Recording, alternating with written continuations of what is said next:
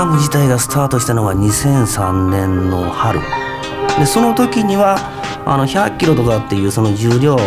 の絶対値は別として、軽量化っていうのが柱になるっていうのは大体決めてた。100キロも下がると世界がちょっと変わるんですよ。軽量化っていうのは CO2 も良くなるし走りも良くなるんですよ。両方が良くなるんですよ。それは今のところ軽量化しかないだろうなと思いますけどね。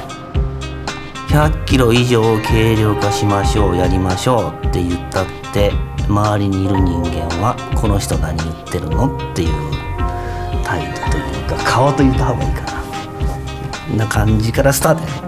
トやね。ボディで30キロ下げなさいとか、シャシーで20キロとか、エンジンで10キロとかで、それに対してこう頑張っていって何歩かまで行くよね。でも絶対100キロに対して残るわけよ。残ったらどうなるのって言ったら全ての部品に手を出すんですよ。いわゆるグラム作戦っていう世界で、数千点の中から1グラムもし下がったとしたらそれキロで言って大きな数値になるでしょ。でそれをやるためにどうするかっていうと、エンジニアは実際のそのものを見るんですよ。自分がデザインした部品をもう一度見直すんです。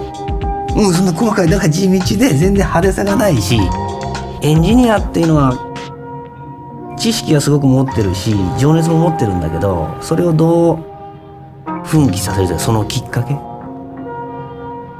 今回100キロ軽量化した、つまり安全衝突性能で歩いたら落ちたんじゃないかって思うっていうのは一般的かなと思いますけどね。